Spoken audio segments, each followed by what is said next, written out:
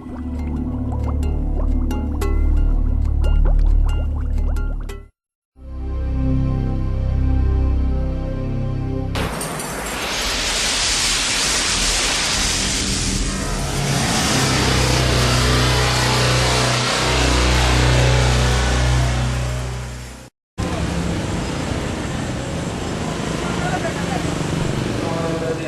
പുസ്തകം നടത്തുന്നത് ബഹുമാനപ്പെട്ട PM കുര്യാക്കോസ് അച്ഛനാണ്. അദ്ദേഹം വാഗ്ദാനം സ്വദേശിയാണ്. ദീർഘകാലം കേരളത്തിന്റെ വെളിയിലുള്ള ബാഹ്യള്ള നിരാസനത്തിൽ പ്രവർത്തിച്ചു വരുന്ന അച്ഛനായിരുന്നു. അദ്ദേഹം ഔഗേൻ ബാബയുടെ സെക്രട്ടറി ആയിട്ട് ദീർഘകാലം പ്രവർത്തിച്ചിട്ടുണ്ട്. അദ്ദേഹത്തിന്റെ അനുഭവത്തിൽ നിന്ന് ഔഗേൻ ബാബയെ പറ്റി നന്നായി അദ്ദേഹത്തെ അനുസ്മരിക്കുവാനായിട്ട് സാധിക്കുമെന്ന് കരുതുന്നു. അദ്ദേഹം കേരളത്തിന്റെ വെളിയിലുള്ള അബുദാബി, മദ്രാസ്, ബാംഗ്ലൂർ, കോയമ്പത്തൂർ മുതലായ പ്രധാനപ്പെട്ട പള്ളികളൊക്കെ സേവനം അനുഷ്ഠിച്ചിട്ടുണ്ട്. ഇപ്പോൾ വീട്ടിൽ സ്വസ്ഥ ജീവിതം നയിക്കുകയാണ്. ബഹുമാനപ്പെട്ട അച്ഛനെ പ്രത്യേകമായി ഈ പെരുന്നാളിലേക്കും അനുസ്മരണ പ്രസംഗത്തിലേക്കും പ്രത്യേകമായി സ്വാഗതം ചെയ്യുന്നു. ഈ പെരുന്നാൾ സംബന്ധിക്കുന്ന എല്ലാ വലിയ സെക്രട്ടറിയും എല്ലാ വിശ്വാസികളെയും പ്രത്യേകമായി സ്വാഗതം ചെയ്യുന്നു. ബഹുമാനപ്പെട്ട അച്ഛനെ അനുസ്മരണ പ്രസംഗത്തിന് വേണ്ടി പ്രത്യേകമായിട്ട് അഭിവന്ദ്യരായ പിതാക്കന്മാരെ, സഹോദര പുരോഹിത ശ്രേഷ്ഠരെ, വിശ്വാസികളായ സഹോദരി സഹോദരങ്ങളെ, ഈ അവസരം എനിക്ക് ലഭിച്ചതിനു വേണ്ടി ദൈവത്തെ ഞാൻ മഹത്വപ്പെടുത്തുകയാണ്. സഭയുടെ ചരിത്രം അനേകരും എഴുതിയിട്ടും അതിലെല്ലാം ഉയർന്നു നിൽക്കുന്നത് നമ്മുടെ പിതാക്കന്മാരുടെ ചരിത്രവുമായി വളരെയേറെ ബന്ധപ്പെട്ടാണ് സഭാചരിത്രം നിലനിൽക്കുന്നത്. ആ നിലയിൽ നാം ചിന്തിക്കുമ്പോൾ നമ്മുടെ പിതാക്കന്മാർ ചരിത്രത്തിൻ്റെ ഏടുകളിൽ ജീവിക്കുന്നവർ മാത്രമല്ല, ചരിത്രാതീതമായി ജീവിക്കുന്നു എന്നുള്ളതാണ് യാഥാർത്ഥ്യം. അവരുടെ പാവനമായ സ്മരണയെ കൊണ്ടാടുന്ന ഒരു വലിയ ഭാഗ്യം സഭയിൽ ഇന്നും നിലനിൽക്കുന്നുണ്ട്. നമ്മുടെ പിതാക്കന്മാരെ കാണുകയും അവരെ കേൾക്കുകയും അവരെ അറിയുകയും ചെയ്തിട്ടുള്ളവർക്ക് അവരിൽ നിന്ന് പകർത്തിയെടുക്കുവാൻ പലതും ഉണ്ടായിരുന്നു എന്നുള്ളതിൽ സംശയമില്ല. ഈ നിലയിൽ നാം ചിന്തിക്കുമ്പോൾ സഭയുടെ തേജസ്സും ഓജസ്സും ശക്തിയും നമ്മുടെ പിതാക്കന്മാരിൽ നമുക്ക് ഇന്നും രുചിച്ചറിയുവാനായിട്ട് സാധിക്കുന്നത് ഒരു ഭാഗ്യകരമായ അനുഭവമാണ്. എന്നാൽ അവരനുഭവിച്ച പ്രയാസങ്ങളും അവരനുഭവിച്ച കണ്ണുനീരും എത്ര വിലയേറിയതും ശക്തിമത്വമായിരുന്നു എന്നുള്ളത് പലരും വിസ്മരിച്ചു പോകുന്നുണ്ട് എന്നുള്ളതിൽ സംശയമില്ല. പരിശുദ്ധനായ ഒരു പിതാവിനെ നാം ഇന്ന് ഓർക്കുകയാണ്. ആ പിതാവിനെ സംബന്ധിച്ചിടത്തോളം അറിഞ്ഞ്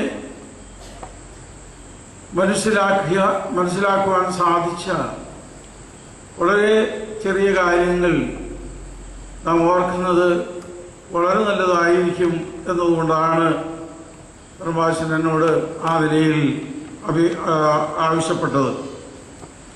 ഒരു വൈദിക പുത്രനായി ജനിച്ച തിരുമേനി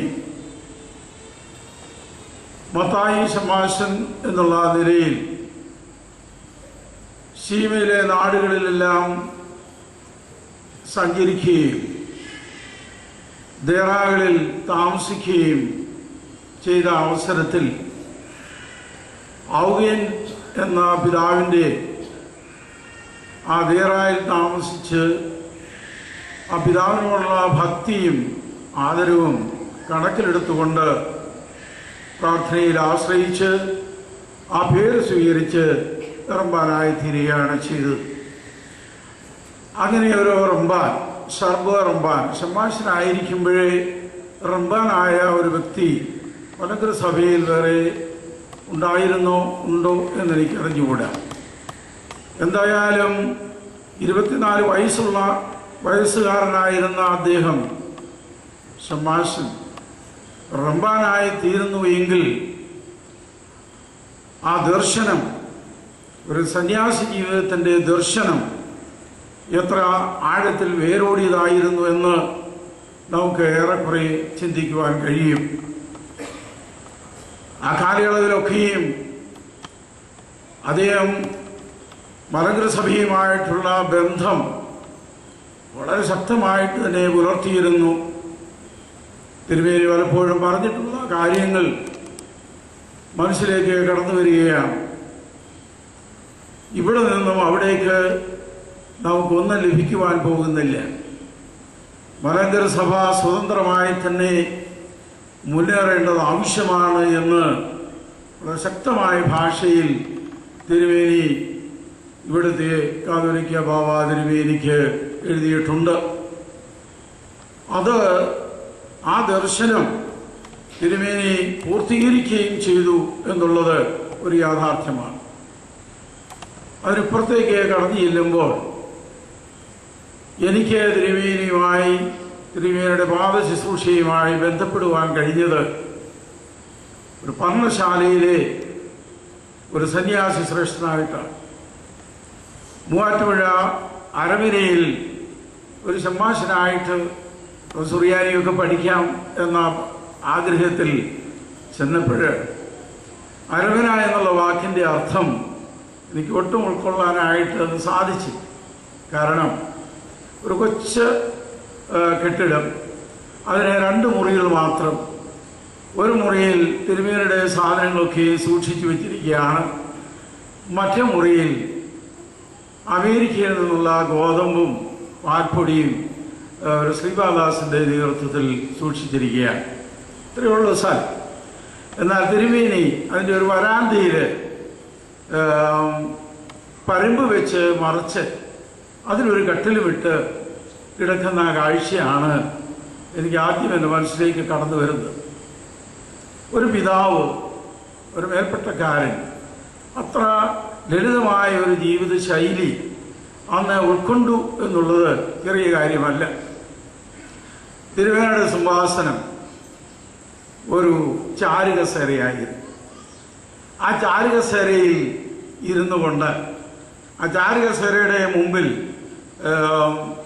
ഒരു പലക വെച്ചിട്ട് അതിലിരുന്നു കൊണ്ട് എപ്പോഴും എഴുതുന്ന തിരുമേനിയാണ് ഞാൻ കാണുന്നത്.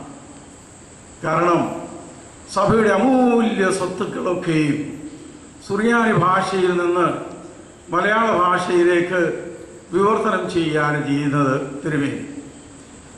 ഒരു ചാരുകസേരയുടെ ഇടയിൽ തിരുമേനിയുടെ 2 വിരലുകൾ പോയതുകൊണ്ട് അത് മുറിച്ചു നീക്കിയിരിക്കുകയായി.